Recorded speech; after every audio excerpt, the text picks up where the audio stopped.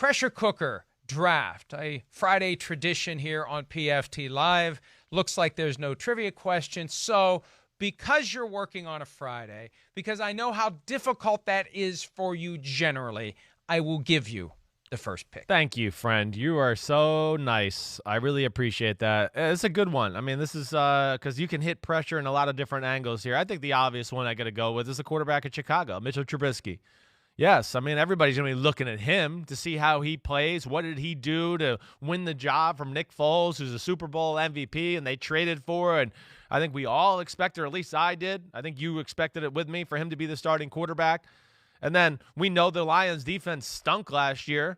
So you also add that in and you think, oh, they should be able to move the ball and do some things on the offensive side of the ball. So Mitchell Trubisky to me is probably the guy that jumps out more than anyone. Yeah, I think you're right because he's got the most to lose, his job. And will he be looking over his shoulder? Will he be getting nervous about a mistake here, a mistake there, a bad read here, an interception there, a bad throw, whatever? And at some point, whether it's this week, next week, or the week after, is he laying the foundation to eventually be replaced by Nick Foles, the guy they spent a lot of money on and gave up a draft pick to get in the offseason? So I agree with you on that one. For me, though, it's a guy who hasn't played football in 52 weeks because the season started a week later than it would have because Labor Day was as late as it could have been. We should be getting ready for week 2 this weekend.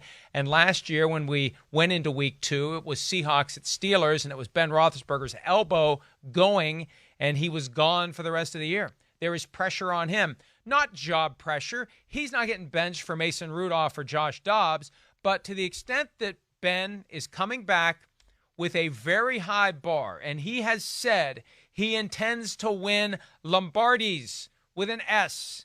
He wants multiple championships. He's got 2 in his career. He wants more than 1 over whatever's left in it. Well, the pressure's on Ben to deliver on the expectations that I think most football people who pay close attention have. Casual fan may think, The people in the media who follow it closely look at the Steelers this year and say this team should be good, and it's on Ben Roethlisberger. And it's not just will he get back to being able to perform like he did after 52 weeks of not doing it, but was that elbow the first body part in a chain reaction of guy who's closing in on 40 who's had the crap kicked out of him over the course of his career? Yeah, I hope not. I hope not because I want to see Big Ben play some football. I do.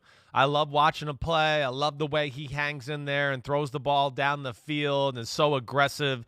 And they just got so many studs on their football team, especially on the defense, where, I think you and I look at it and we just go, man, just, an average offense or slightly above average, and this team could be in the Super Bowl conversation. So I'm with you. I'm rooting for Big Ben. I always think he is underrated as a player on the field because of some of what his life has been off the field, people that hold that against him. And, to me, I try to separate them, and I think he's a phenomenal football player.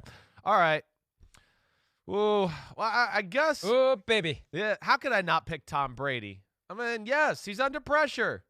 He hammers it, Arians. I don't know. You're right. It's a good question. It is a good question. You're right, because Bruce Arians is under a lot of pressure too. That's a good one. I'll take Brady since I spit that out first. But I do think you're right to add him into that conversation. Maybe I should have done that. But, yeah, Brady, hey, he made a big move. He left the Patriots. He's got the weapons around him now. We're all expecting all these big things, and I don't think any of us expect anything bad, especially with the talent around him. So the expectations are very high for a guy that's gone to a new team that hasn't won in a long, long time, which is kind of crazy. But I get it. I get it. There's a lot of talent on the roster to like and everything about it. So I'll go with Tom Brady, the new look Bucks, and then going to go play the New Orleans Saints is not going to be easy. Yeah, and Bruce Arians has pressure because we've seen what Tom Brady can do with Bill Belichick for 20 years. And plenty of the coaches out there resent Bill Belichick, and, they think the Patriots cheat because that's a better explanation than he just kicks our asses every time that's what it is. We try to play him. Right. And so Arians now, hey, look, here's apples to apples. This is the guy that Bill Belichick has taken to 6 Super Bowl championships. The difference, though, is last year he wasn't quite the same. So I don't think it's as much pressure on Bruce Arians. I tend to agree with you that Brady wanted this, right? Yeah. Be careful what you wish for. Right. Tommy, because now you have a new team, and let's go see what you can do against a division rival that really is a rival, not a cupcake that you feast on twice a year. And case in point, Brady is an underdog going into a regular season game for the first time in a very long time. All right, I am going to go to Cleveland. Yeah. Baker Mayfield. Yeah, that's who I was tossing it up with the last pick. Yep. Well, and this is very simple.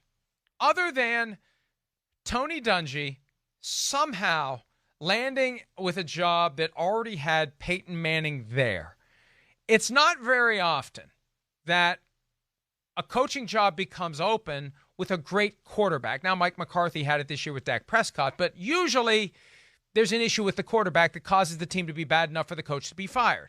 And with Baker Mayfield, even though he was great in 2018, last year he regressed. And every coach, unless he has a clear-cut franchise quarterback, at some point wants his own guy. And who does Kevin Stefanski sign first order of business in free agency? He gets Case Keenum. They're 1 year together in Minnesota. It was special. They have as their shared experience the Minneapolis Miracle, for crying out loud. Yep. That's part of their personal history. And so if Baker doesn't straighten up and fly right, as my dad always used to tell me to do, and after about 25 years it took, then there's an alternative. It's not quite as glaring as Baker Mayfield and as Mitchell Trubisky and Nick Foles, but it's there, Chris. And if Mayfield doesn't step up, it's something that I think by the time we get to Halloween, it's something that's going to at least be discussed and at a minimum pondered by Stefanski. I hear you, Mike. I do. It's a big year for Baker Mayfield. I don't want to say it's do or die or anything like that, but it certainly is big enough to, this could affect his future as far as how he's looked at, or, man, if he plays really bad, it's going to really have to rebuild himself and the way he's perceived around football. Yeah, it was loose and bad decisions and bad throws last year, all of it. I mean, there was issues there. And this is going to be a different approach. And not that they have to win in week one, but I think we all just want to see, can Baker play good, consistent football? Which guy? Yes. Which guy? Exactly. And the problem is the 2019 Baker went to Baltimore and won. Right. It's crazy. And a big part of that was Nick Chubb, and hopefully Kevin Stefanski can do that maybe to run the ball and take the pressure off of Baker. But I'm with you. That's a scary situation, and you're right. With Keenum's history there, that would scare me if I'm Baker, where if you falter and you're 2-4, watch out, because that could be a change that's made. All right. I think I'll have to go Jimmy G here. Yeah, gotta do it. I left it for you. Yeah, I gotta do it. Well, just come on. There's so much talk about him all offseason, whether it's getting replaced by Brady, the throws he missed in the Super Bowl, the yards he left out there, the way the playoffs really just unfolded in front of us, made us kind of go back to the re-question conversation of Jimmy Garoppolo. Got the Cardinals. We expect them to beat the Arizona Cardinals this weekend, but I think we're all going to be looking at it to go, okay, what's the guy we're going to see this year? Was he affected by last year? Has he gotten better? Or do they still have to manage the offense the same way as they always did? So we'll see. All right, last pick for me, and I was saving this when I knew you would leave it for me because I love him. I love him not. Here we go. I love him not. Hey, is there not pressure? Right? Because what was the narrative last year after they beat the Saints? He made the big throw to Adam Thielen in the playoffs, and it's like, hey, Kirk is different now. He's won a big game. He's fixed. He's fine. Well, guess what? Big game coming. The only good news is it's not a night game. And let's see if Kirk can stand up with Aaron Rodgers. Hi, I'm Mike Tirico, and thanks for watching. Make sure to hit subscribe for the latest news and highlights from NBC Sports.